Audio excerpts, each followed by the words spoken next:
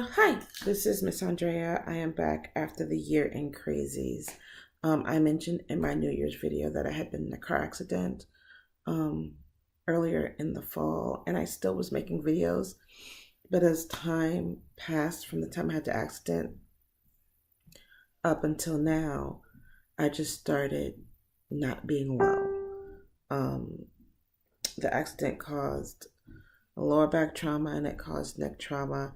And while I felt fine the day of the accident and okay in the months after the accident or weeks after the accident and the months after the accident, um, mobility got worse, headaches got bad, and I'm in physical therapy the whole time. And when I'm not in physical therapy and trying to get my minimum work done to stay productive in what I do, um, spending a lot more time sleeping, a less time doing the things I enjoy. I'm like talking to strangers on the internet. Yeah.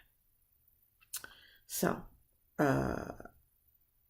where I want to head in 2019 is to just kind of be more myself and less make everything about homeschooling, because there is indeed life after homeschooling. I turned 50 years old this past year, and my youngest is almost 2 years post college. So, yeah, it's been that long since I actively homeschooled. I have helped other people homeschool, and I actively try to help other people homeschool, but at the end of the day, homeschooling is about relationship, with the family, with the student, with the parent. And there's only so much I can insert myself into that now. Said I was going to talk less about homeschooling, but I ran across a video today that brought out a whole lot of junk that I had in my heart. And let's just go ahead and deal with this. On December 17th, a young lady from Grace and Grit posted a video about basically being ejected from her homeschool group by her friends. And she tells the story of how, she brought a couple of people, mentored a couple of people into homeschooling, and before she knew it, they'd kind of taken over her safe spaces and sat her butt on the curb. And I listened to most of the video. I skipped through some parts because, drama's drama. We've all been through it. But I think I got the gist. Correct me if I'm wrong. But so, yeah, it was messed up. Let's just go ahead and reintroduce myself. My name is Miss Andrea, and I swear sometimes. I just am who I am. I turned 50. I am a Christian. People argue with that. But as the older I get, the more authentically myself I become. And sometimes for me, colorful language is part of that. So knowing that YouTube frowns on that, and my children brought me some neat stuff for editing and sound, I'll try to edit, but things happen. Anyway, that was some BS. What happened to her? But here's the thing. When you're homeschooling, it's about you and your kids. And it's really cool to have a group, but we don't homeschool to follow other people's rules. If we wanted to follow other people's rules, we put our kids in school and follow their rules, but we don't want to do that. We think that's a waste of time. We think that's a waste of our kids' times. So how dare someone else with no authority in their own lives, okay, I'm being catty, just say, here's some rules that you have to follow. No, ma'am. Just some instances where I didn't gel. The light is weird, but I'm learning. Here's some instances where I didn't gel with my own groups that I never officially belonged to because, yeah. So, first time I went to try to homeschool, I was in New Orleans. This was before we actually decided to homeschool. And I lived in New Orleans, and I was seeing that schools weren't what they needed to be. And at that time, it was around the year 2000, Louisiana was last in the country in education, and it showed at the schools there was sewage outside the school. It wasn't cute. So, my husband and I kept going to the park and seeing people playing with the kids during school hours, and found out, that they were homeschoolers. And I got some information online, and I called someone. We had a lovely long talk about homeschooling and resources in the New Orleans area. And it was just a lovely conversation. And then she invited me to a homeschool group. And she goes, so this is who I am. This is where we meet. She said, this is what I look like. And this is what car I'm driving. I said, cool. This is what I look like.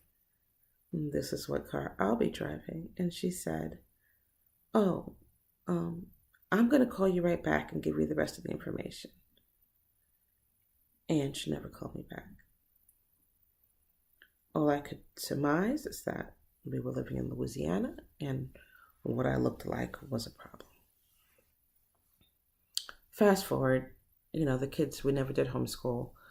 We moved twice and landed in Georgia, and school wasn't going well, and started homeschooling.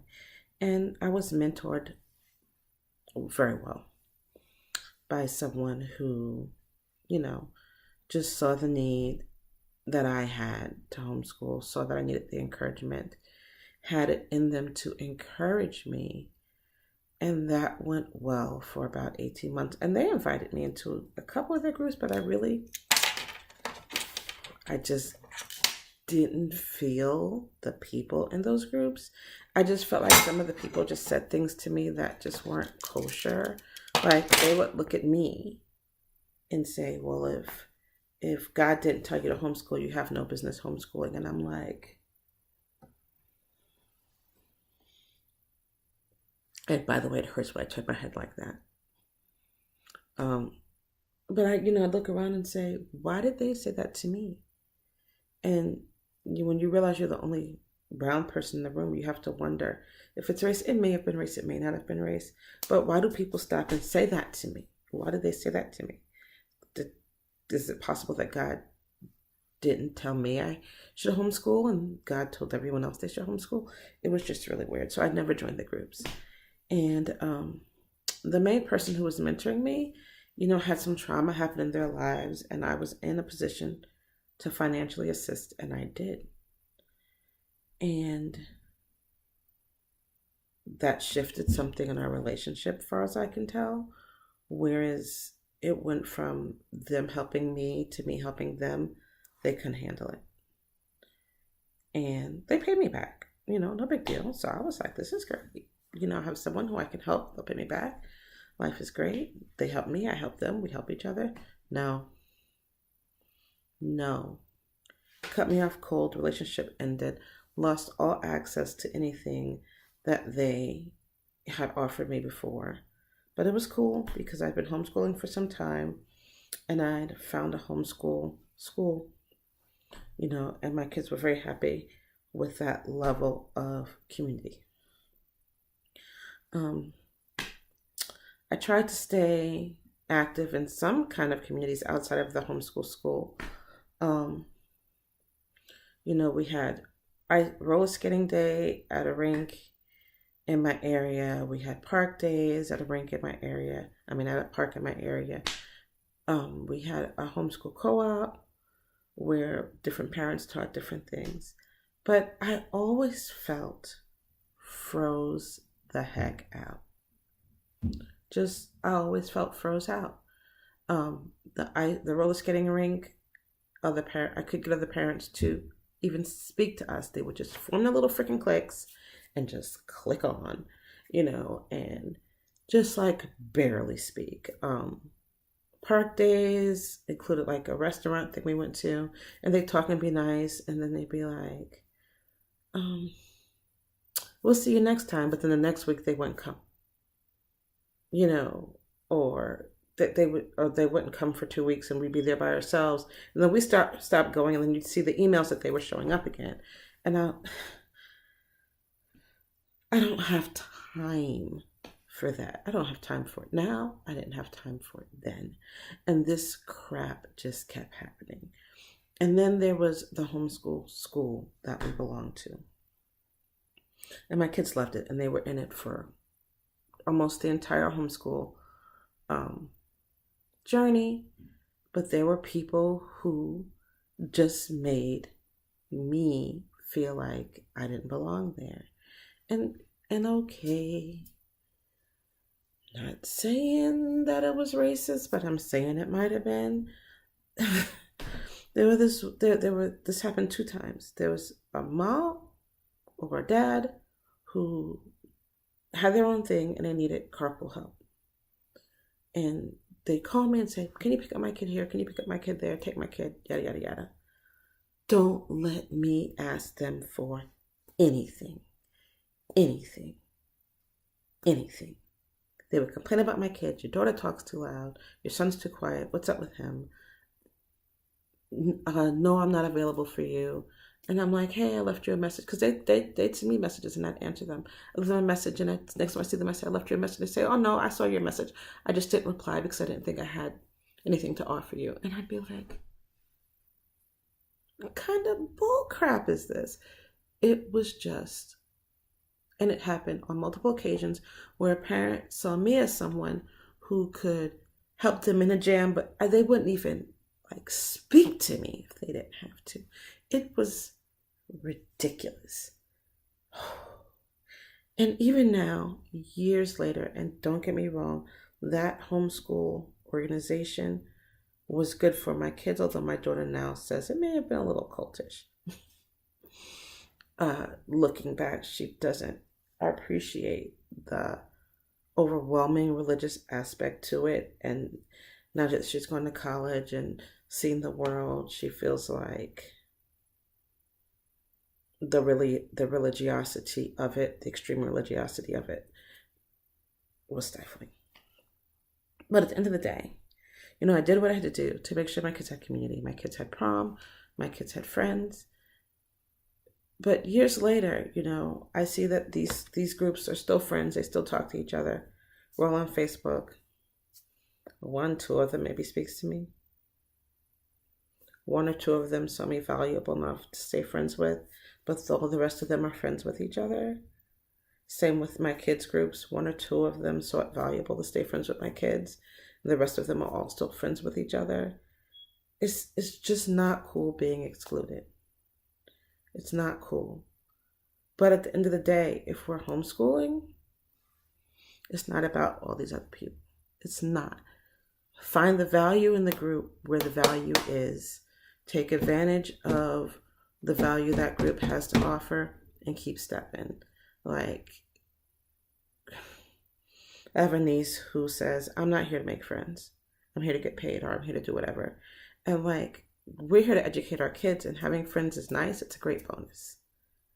And by the way, I have friends. The thing is, all your friends don't have to do the same things you do. All your friends don't have to be homeschool friends. Your kids can be friends with people who don't homeschool, who never homeschooled, and they're still valued to each other. It's great to meet up with other homeschoolers, but don't put your hope and faith in people, because we're all kind of coming out of the group and doing our own thing, and we're all going to do it differently. So just don't put your hopes and faith into that, and make sure you have friends for your kids who are relatives, who are church members, who are not homeschooled, who have the same extracurriculars. Because when they grow up and go into the real world, all their friends aren't going to look like them. If your kid grows up and has 2 kids, a dog, and a wife, all their friends aren't going to have 2 kids, a dog, and a wife. You're going to try to reflect the real community is what I'm saying. Did it help? Until next time.